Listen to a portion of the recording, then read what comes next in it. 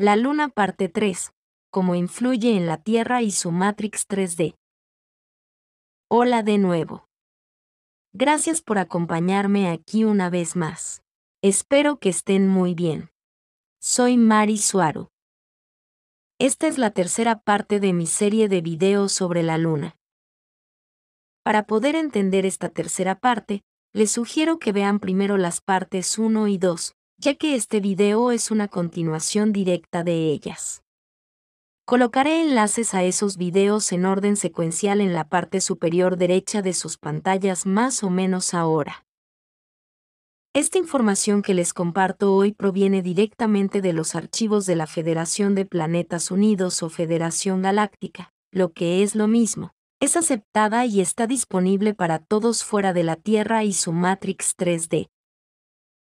Desde el interior de la Tierra, esta información puede verse como ciencia ficción, ya que entra en conflicto drásticamente con lo que se les dice a los humanos sobre la Luna. Desde el punto de vista de una persona promedio dentro de la Matrix de la Tierra, la explicación más plausible para la existencia de la Luna es que es un satélite natural que tiene una superficie gris polvorienta llena de cráteres, especialmente en el lado opuesto, y es la explicación más plausible porque el contexto, los antecedentes y el conocimiento con el que una persona promedio ha sido programada así lo dicta, y cualquier otra posibilidad es simplemente ficción. Pero desde el punto de vista de alguien en el espacio fuera de la Matrix 3D de la Tierra, lo que es plausible y la explicación más simple es que la Luna es una antigua nave biosfera de forma esférica, dañada por la batalla que fue colocada artificialmente allí para ayudar a estabilizar la órbita de la Tierra alrededor del Sol, porque ese es el contexto y la información con la que creció la persona promedio en el espacio.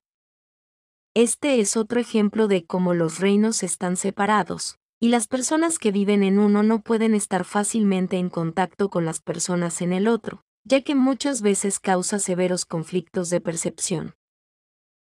Después de la destrucción del planeta Tiamat, todos los planetas de este sistema solar quedaron en completo caos, pues su dinámica gravitacional y su equilibrio se vieron drásticamente alterados, modificando sus órbitas alrededor del Sol. La Federación Galáctica no pudo hacer mucho sobre este problema ya que al ser tan grande, se permitió que los planetas alcanzaran su equilibrio principalmente solos o por su cuenta. Todo lo que la Federación pudo hacer es contrarrestar algunos de los planetas para ayudarlos a lograr el equilibrio. Esto fue logrado por un rayo tractor que situó dos grandes asteroides en la órbita de Marte, y también al mover una nave biosfera dañada por la batalla, a la órbita de la Tierra para ayudarla a recuperar el equilibrio. En el caso de la Tierra, toda su biología dependía de la luz solar que el extinto planeta Tiamat reflejaba sobre la Tierra durante la noche. Tiamat era un gran planeta acuoso que brillaba mucho por la noche, como expliqué en mis videos anteriores sobre la Luna. Sin el planeta Tiamat brillando en la noche, gran parte de la biología de la Tierra también se encontraba en un estado caótico, con muchas especies extinguiéndose, lo que empeoraba aún más los efectos de la inundación global. El movimiento lógico para la Federación fue trasladar a la órbita de la Tierra una nave biosfera dañada por la batalla porque su superficie metálica lisa era un excelente reflector de la luz solar. Y luego colocaron un holograma de alta definición frente a ella para que pareciera una luna natural. Over our planet, other people blindly fought out a brutal war between people we didn't even know.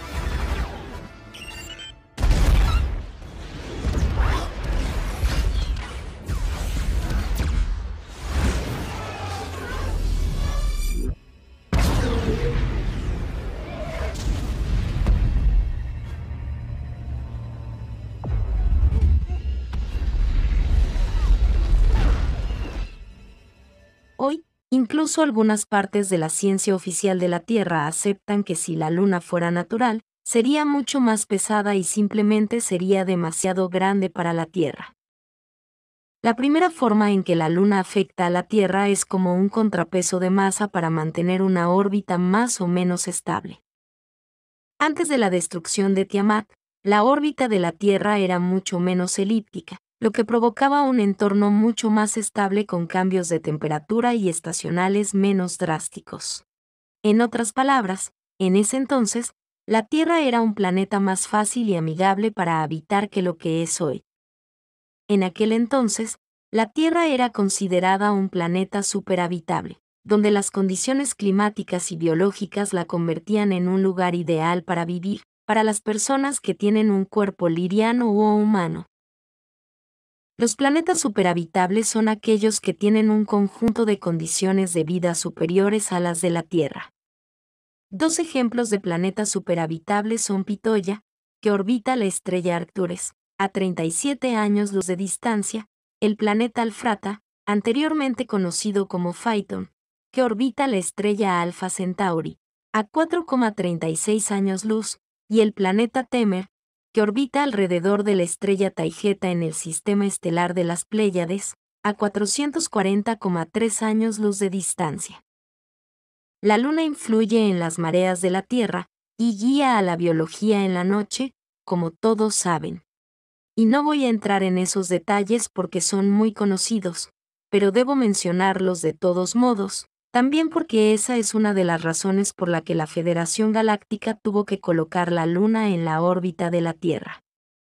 La Luna está transmitiendo artificialmente haces de alta energía que alteran la frecuencia de la magnetosfera natural de la Tierra, creando así los cinturones de radiación de Van Allen. Estos haces de alta energía se enfocan en la magnetosfera de la Tierra usando un conjunto de antenas especiales en forma de disco en la superficie de la Luna.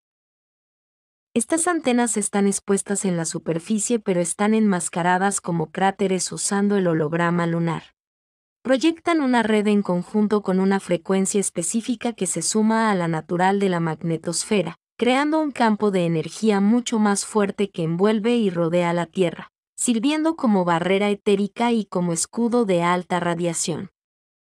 Aunque el rayo de energía solo afecta directamente a la magnetosfera, como efecto secundario también reduce la frecuencia general de la Tierra, como sería de esperar siguiendo el principio de frecuencia dominante, que básicamente dicta que la frecuencia más fuerte tenderá a transformar todas las demás en más de sí misma. Esto hace que todo en la Tierra vibre a una frecuencia más baja que el promedio a como vibra todo fuera de la Tierra, como dijeron mis predecesores. Esto hace que la Tierra tenga una tasa vibratoria existencial lenta y pastosa en 3D, mientras que todo lo que está fuera de la Tierra se considera que está vibrando en una frecuencia existencial 5D natural. Pero como expliqué en mi video sobre 5D, no es un lugar en el que estás. Es un nivel de percepción y conciencia, y también lo es el 3D, y todas las densidades también, dejando al 4D como un nivel transitorio. En mi opinión, esta descripción de densidad con números solo está causando mucha confusión. Para mí, vivir en 5D es un estado mental que proviene de tener un alma y una conciencia muy evolucionadas, y desde donde manifiestas tu realidad positiva. Pero lo cierto es que la Luna sí transmite una gama de frecuencias artificiales que transforman y modifican la magnetosfera, y también bajan el estado vibratorio de la Tierra y todo lo que hay dentro de ella. Este sistema está siendo alimentado por 12 reactores, de los cuales 8 son reactores de agua pesada a presión, y 4 de ellos son reactores de neutrones rápidos. Y son estos 4 los que siguen funcionando, los otros 8 ya no funcionan. El hecho de que estos reactores sean muy humanos, o muy similares a los que se usan en la Tierra y con tecnología humana, me parece muy interesante e incluso sospechoso, pero en este momento no puedo encontrar ningún dato sobre la razón por la cual estos están siendo utilizados, y no los reactores de punto cero más avanzados y confiables que casi todos usan fuera de la Tierra.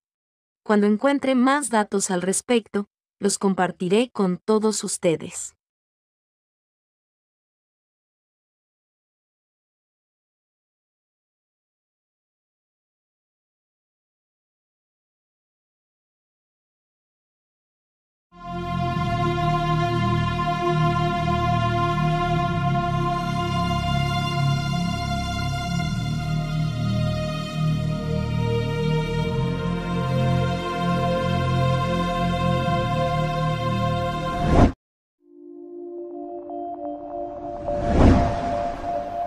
finalmente en español, enero 2022. Aneka, pregunta rápida. ¿Sabes lo que realmente pasó en Chernóbil?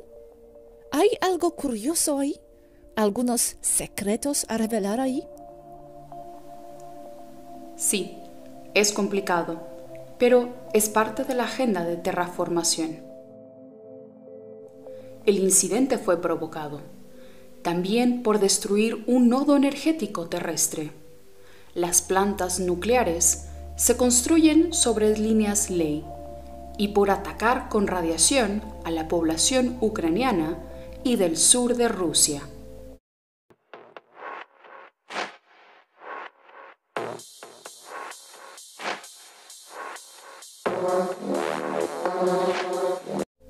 Porque estaban despertando mucho, ya que contienen en su genética muchas cosas extraterrestres.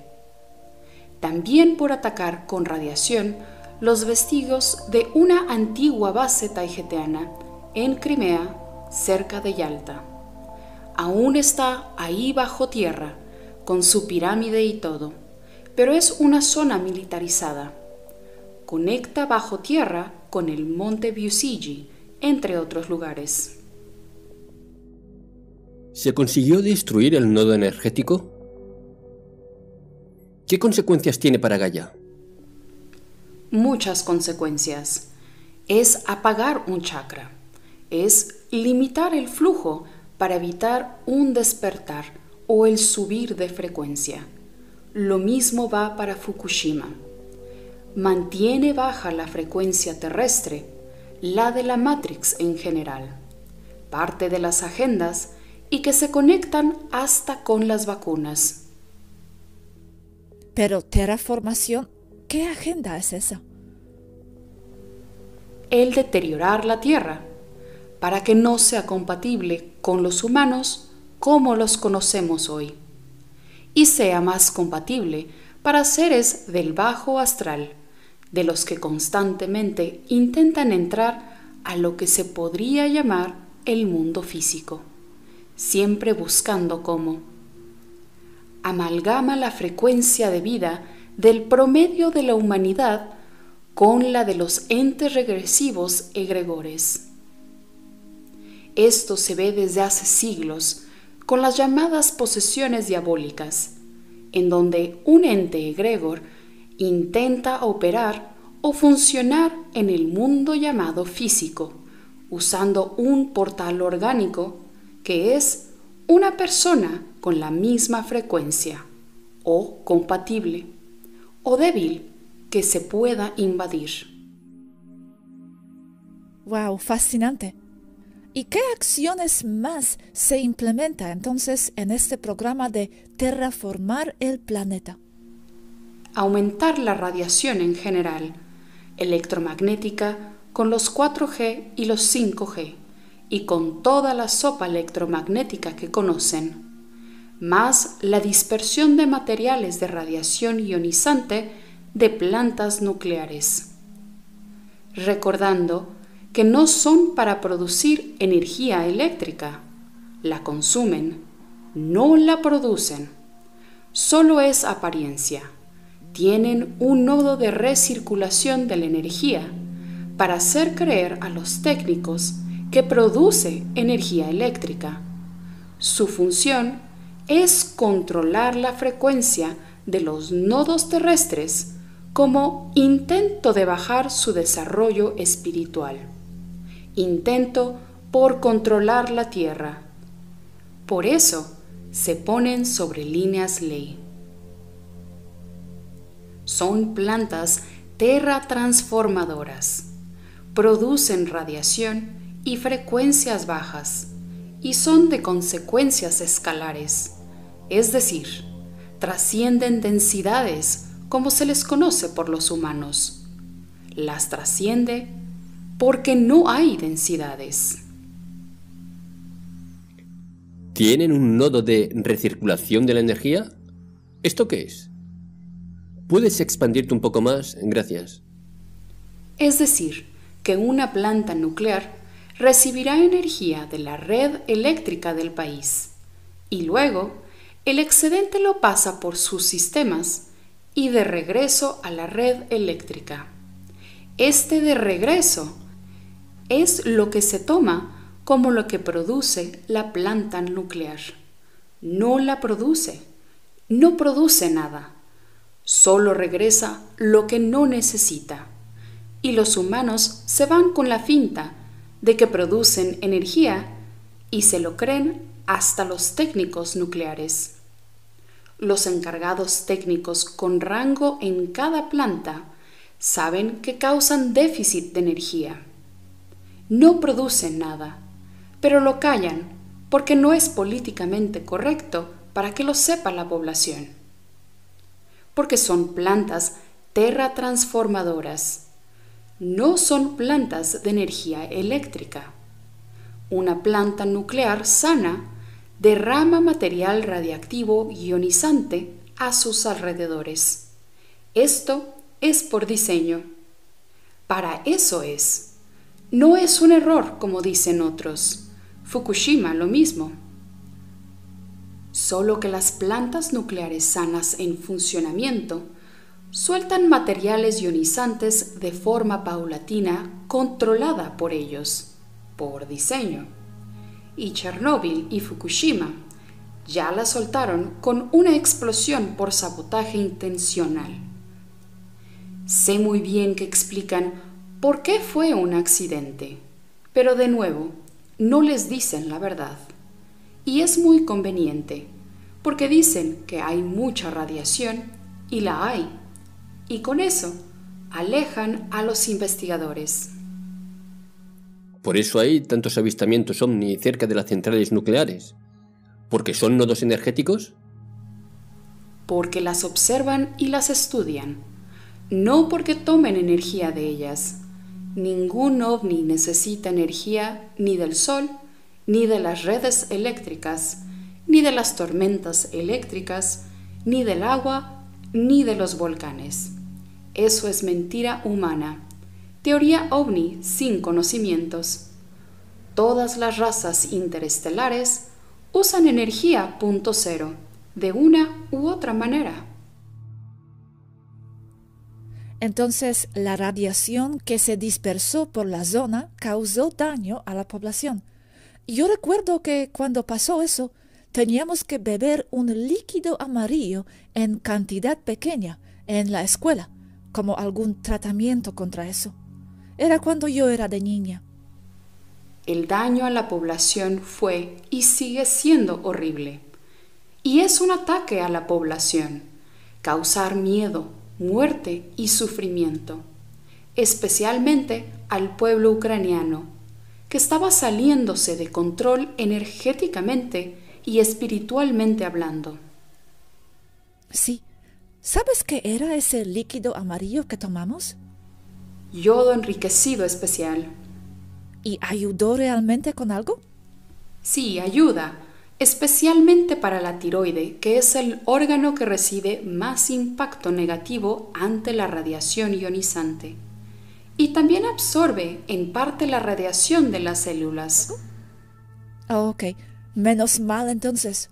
Ya pensé que era más excusa para meter más veneno. ¿Y les funcionó eso en Ucrania? ¿Los ciudadanos han retrocedido en su despertar? Sí, no es tan evidente el despertar que tenían en 1986. Es sutil, pero lo saben por activación de nodos terrestres. Había que apagar ese. Entiendo. Fascinante.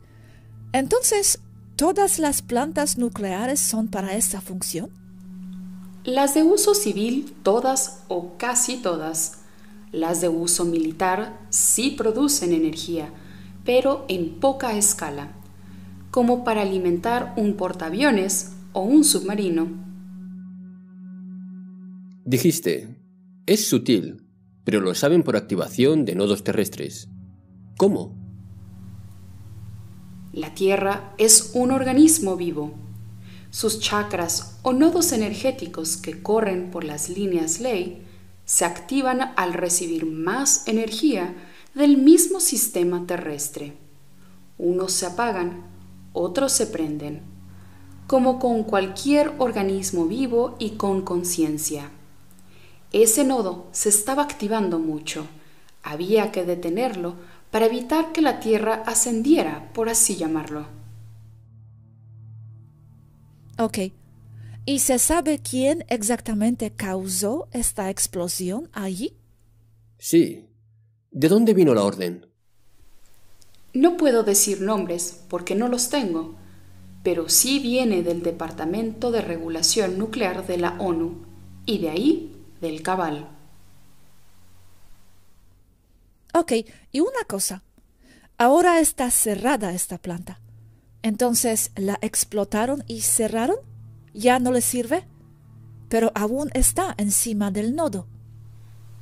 Chernóbil sí, y Pripyat, la ciudad cercana, sigue abandonada y contaminada. Sigue controlando el nodo como un punto de constante contaminación nuclear. Pero el nodo sigue funcionando, imagino. Apagado, lastimado. ¿La explosión lo apagó? La contaminación nuclear le bajó la frecuencia energética. ¿Pero se volverá a activar con el tiempo? En mucho tiempo, se dice 50.000 años, media del deterioro del estroncio presente ahí. ¿Y por qué no van explotando otros nodos en la Tierra recientemente? Los van controlando con las plantas nucleares, sin necesidad de explotarlas. Solo si suben demasiado, las explotarían como con Chernóbil y Fukushima. Todos estos animales afectados. Hay mutaciones y monstruos ahí. Por eso siempre dependerán de la energía nuclear. Les sirve de excusa perfectamente. Cosa que si saliera la energía libre y limpia, no podrían hacer. Así es, Robert. La energía nuclear es otra mentira. Tan solo viendo el factor riesgo versus producto no vale la pena, pero las prefieren sobre otras formas tradicionales como la del carbón. Pero no las quieren a esas, ya que conecta con la agenda del carbono y del calentamiento global o cambio climático, y con todo eso de los puntos de CO2 y de reducir tu huella de carbono y todas esas mentiras. Lo mismo que el petróleo. Sí, el petróleo es un combustible altamente renovable. Sí, es curioso. Tienen las agendas del cambio climático y siguen fabricando más centrales nucleares. Esas sí que hacen daño, pero la población no lo ve y se cree lo de la huella de carbono. Sino que miren a Chernóbil y Fukushima. Pero dicen que son seguras. No lo son, y no por mucho. ¿Hay algunas razas extraterrestres que se encargan de limpiar algo de lo Chernóbil? Creo que fueron andromedanos que limpiaron la contaminación de Fukushima, o lo hacían. Eso dicen, pero no veo que hagan mucho. Sí, hay naves andromedanas y de la Federación limpiando cochinada, imponiendo frecuencias antirradiación específica, usando métodos como la imposición de partículas de carga opuesta a las de la radiación, usando tecnología de rayo tractor por manifestación de partículas, como ya se explicó en video. Pero siento que deberían hacer más, porque podrían. ¿Y por qué no lo hacen? Quizás para que no sea tan evidente. No lo sé. Tal vez creen que con eso basta. En sí podría ser que ya vemos que el daño a la biología terrestre sería aún más grave de no haber habido intervención. Si quieren, esto es punto a favor para la Federación. Pero deben recordar que lo nuclear siempre ha sido tema de intervención directa de parte de ellos, como con los misiles y con los hilos nucleares que la Federación constantemente debe desactivar para recordarles a los humanos quién tiene el verdadero control sobre la decisión de usar bombas nucleares. Sin embargo, el Cabal es astuto y ha fabricado bombas nucleares de tamaños pequeños como de mochila, o en misiles pequeños, o inclusive había artillería nuclear antes. Sí, la Federación nunca tolerará la destrucción del planeta. No lo tolera, pero de la humanidad sí. Ese es el problema.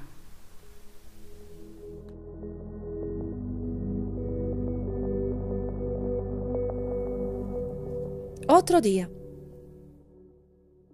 Hablan de Bill Gates. Parece que ha invertido en centrales nucleares. Hay cosas turbias detrás, en el sentido de que la energía nuclear no es lo que les dicen. Es que solo observando la teoría nuclear, sea para reactores o para bombas, se nota que algo no encaja. Lo que quiero decir es que va en contra de la mecánica de la manifestación. Esto lo empecé a pensar al contrastar mi información, que aún no comparto, sobre Tartaria. Es decir, desde la ciencia que manejamos nosotras, no se dan esa clase de reacciones violentas nucleares. Solo una degradación de calor que resulta en radiación ionizante. Pero no entran en masa crítica. Aún veo o investigo la matemática, pero contradice la ciencia de aquí. Entonces, lo que tengo como datos es que de las detonaciones nucleares que han habido, parece que solo son detonaciones químicas de alto poder. Y las tomas de detonaciones nucleares pueden estar trucadas o pueden no tener un índice de radiación como se les dice.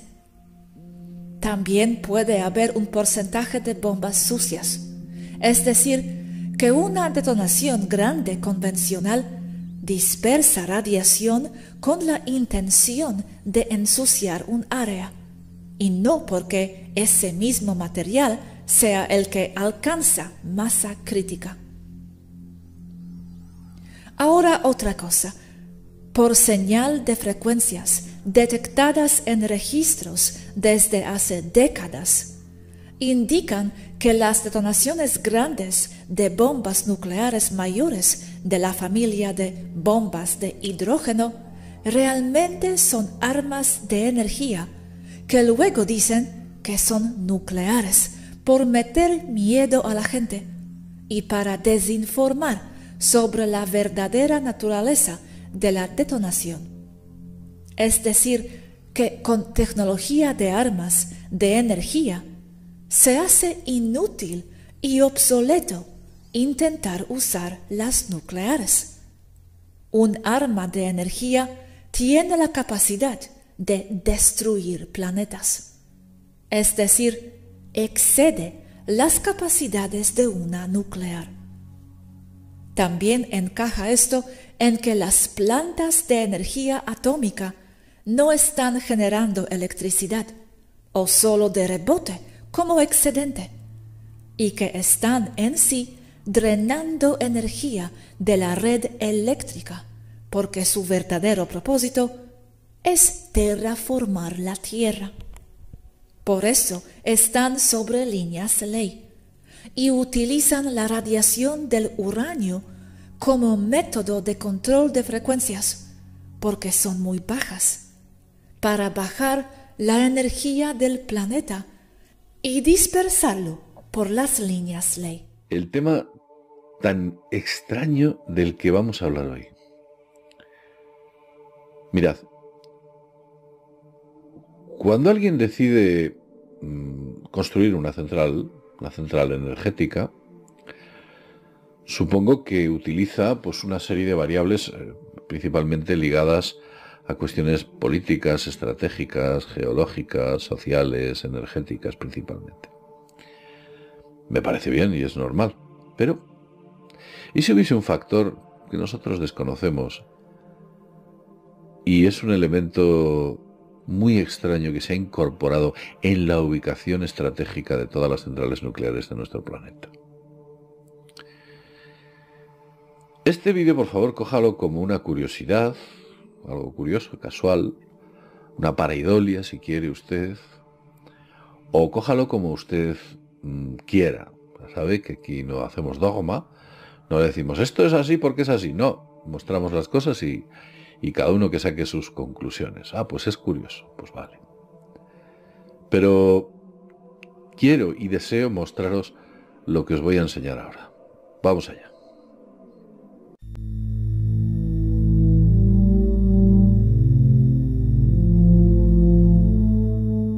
Buenos días y bienvenidos a mundodesconocido.es.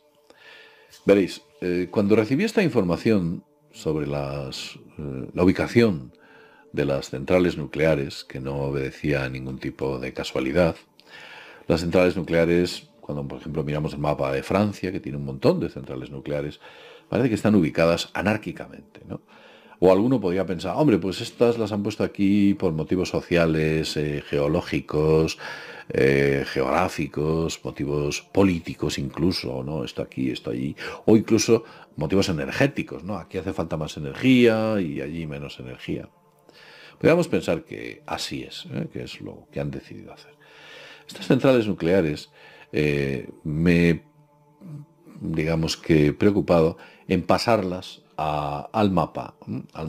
He conseguido una serie de puntos, están todas las centrales nucleares del planeta y puede que falte alguna, pero digamos que las principales están. Entonces, esta información que os voy a entregar no es plenamente mía. No, el origen de esta información corresponde concretamente a una información que entregaron dos canales, que es Agencia Cósmica y Despejando Enigmas. En esos puntos o en esos canales se recibe informaciones de unos seres que provienen de las Pléyades. Los pleiadianos no sería la manera más correcta de denominarlos. Los pleiadianos son los que estaba contactado Bárbara Marciniak hace ya muchos años. No, en este caso sería algo distinto. Son seres que viven en una estrella, por ejemplo, Taigeta, se llamarían los taigetianos, y esta información que os voy a dar fue entregada por seres que se denominan, que vienen de Zuarru, ¿no?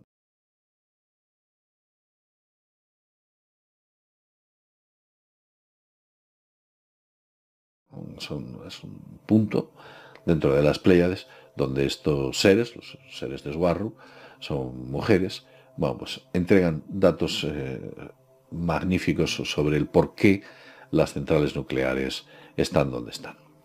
Quiero, y antes de nada decirlo, que aquí no hacemos dogma. Usted puede pensar que lo que le voy a mostrar ahora es casual o es una pareidolia. Usted puede pensar que esto es una tontería. O quizás no. Es decir, sea usted soberano de sus propias decisiones. Pero ya me ha parecido casual. ¿Por qué se han colocado ahí? ¿Tiene algo que ver con las conocidas líneas ley o puntos o fuentes energéticas que nuestro planeta Tierra tiene? Las líneas ley son unas líneas energéticas. Os mostraré una línea ley muy conocida.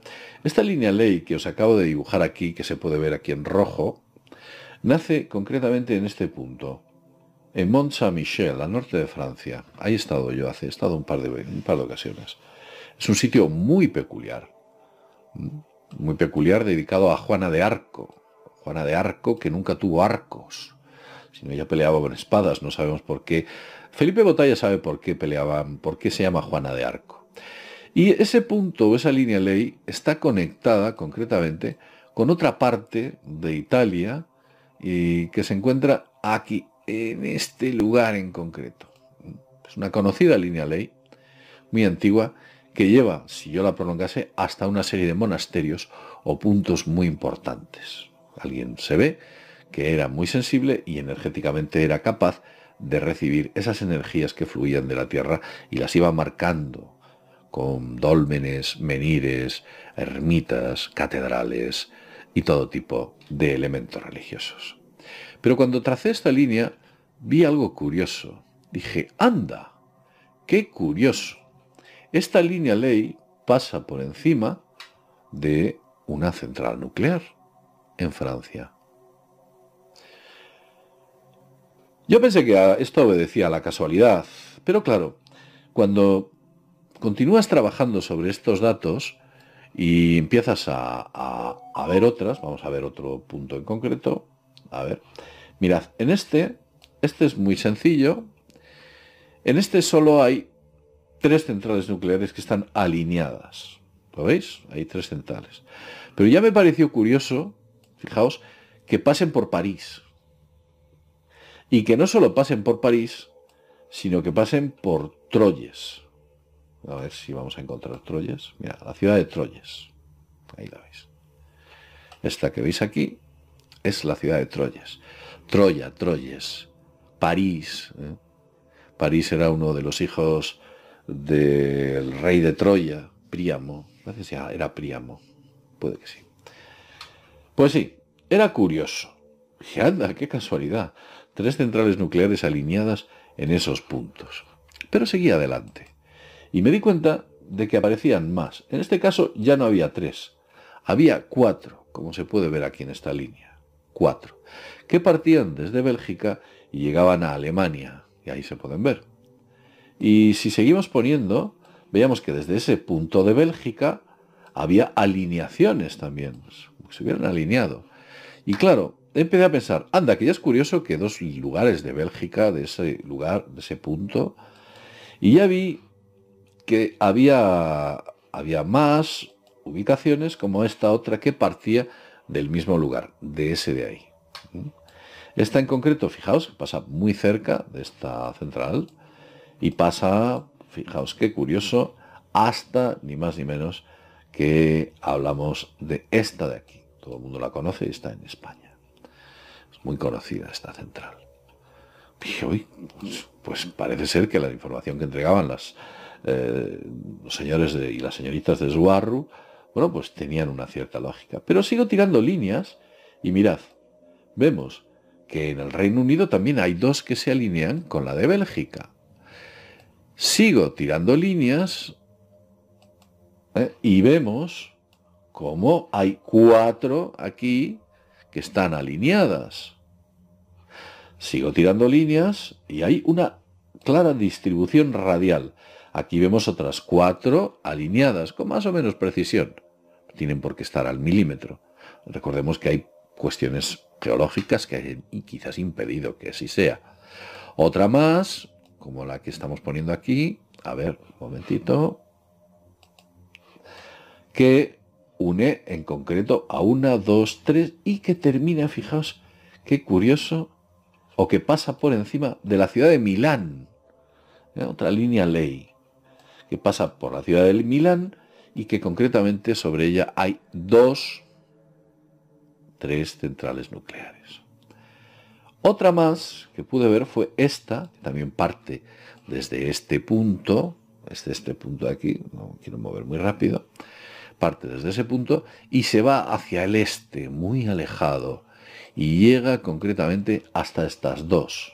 Como que alguien hubiera decidido colocar estas 2 centrales allí, bueno, pues de manera no demasiado casual. Pero es que hay muchas más, permíteme que se lo muestre. Esta es otra en la cual se unen, como se puede ver aquí, se unen 2 con otra que hay más allá, al sur, al norte de Francia, desde la que aparece radialmente en Bélgica. Hay más, hay un montón de ellas. Aquí ahí vemos como hay 4 y quiero continuar. Aquí es una línea que pasa cerca, pero que une 4 también concretamente centrales, incluida la que hay en Le Moniz. Esta nace de España, directamente de esta parte.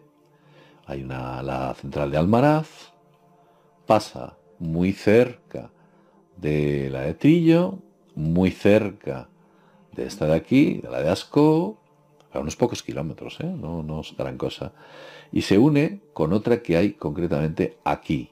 Yo no la he unido con mucha precisión, pero como que todas estuvieran o tuvieran importantes vínculos. Pero fijaos la distribución radial tan evidente que hay. Vamos a poner alguna más, a ver si las encontramos. Otra que tiene el mismo recorrido, en fin. La distribución de estas centrales, hay una que está aquí al norte, os quiero mostrar. Esta, mirad que casi une 4, en Finlandia, en fin. Otra que hay concretamente en este punto, ¿la veis? Pasa por 1, 2, 3 y 4. Hay más, y me voy a ir a los Estados Unidos, creo que es en Estados Unidos, donde efectué un poquito una investigación. No, veis aquí otra que sale radialmente, que une la que hay en los Países Bajos, que la gente llama equivocadamente Holanda. Holanda es una provincia, no de los Países Bajos, no es el país entero. Y pasa por aquí también, o podemos ver otra en la cual, mirad, que aquí une a 4, a 4 centrales, prácticamente 4 son 3, y otra muy cerca. Podemos ver otra, esta que acabo yo de abrir. Esta es también muy interesante, porque une 1, 2, 3, 4 y 5, ni más ni menos, 5 centrales, en una distribución radial muy concreta, y así sucesivamente. Pero si nosotros nos vamos a Estados Unidos, que también colocamos aquí, o obtuvimos la información de estas centrales, pues ocurría algo parecido. Ojo que aquí aviso que la información no la amplié demasiado. Aquí está. Esta es la primera de ellas, en la que se puede ver cómo une 5 centrales. ¿Lo veis? Une 5 centrales.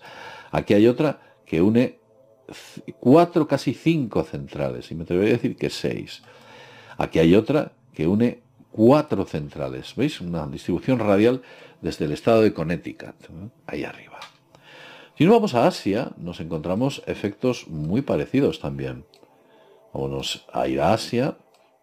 Y por ejemplo, bueno, pues en Asia encontramos esta, en la cual hay una extraña linealidad, o esta otra, que también aparecen varias unidas por unas líneas, o esta que hay aquí en Japón, en la que se puede ver, bueno, pues un grupito aquí de centrales todas unidas por una línea. Bien, como he dicho antes, es importante que usted, por favor, tome esto de manera totalmente casual o curiosa, o llámalo como quiera. Pero vamos, aquí la evidencia de la distribución radial creo que es potente. Una casualidad, una paridolia, qué curioso. Y además coincide con las líneas ley del planeta, o con muchas de ellas. También, una casualidad. Por favor, tómelo así. Nadie le está pidiendo que se crea nada. ¿Por qué es una casualidad? Vale. O quizás no. Quizás dentro de este diseño hay una mente y una estrategia. Lo dejo aquí. Como siempre decimos, sin más, desde mundodesconocido.es, nos vemos en el próximo videoprograma. Hasta pronto. ¿Esas armas de energía están en la Tierra? Sí, y las tienen los gobiernos. Ejemplo sencillo de esto son los sistemas de armas de energía en los barcos y aviones. Es lo mismo, pero concentrado en mayor capacidad de volumen, voltios, watts, teslas, lo que sea la medida.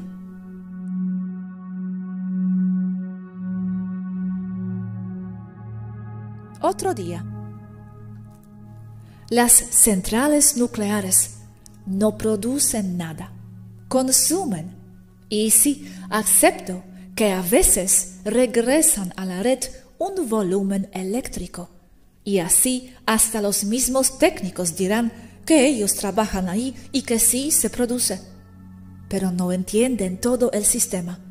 Eso es a su nivel. Se pueden ver como un capacitor enorme. Acumulan la energía y la utilizan para la geotransformación, y el excedente lo descargan, y como lo han ido acumulando, parece que suministran mucha energía. pero es la descarga del capacitor. Además, se cree que las torres de enfriamiento son las que terraforman. Será en poca escala, si acaso. Si son sistemas de enfriamiento, son como radiadores de coches grandes, básicamente. El cómo terraforman la Tierra las centrales nucleares es por medio de la imposición de frecuencias muy bajas de los isótopos radiactivos, especialmente uranio 238, que degrada el plutonio de uso militar. Otro uso para las plantas nucleares es suministrar material procesado para armamento.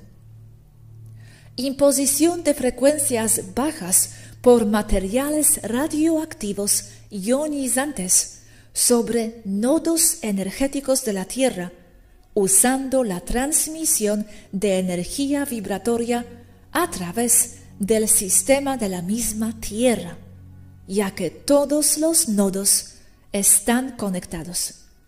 Son moduladores de frecuencias. Son reguladores de voltaje, llenos de capacitores para regular la frecuencia del 3D. Son estos, ¿verdad? Las torres de enfriamiento, sí.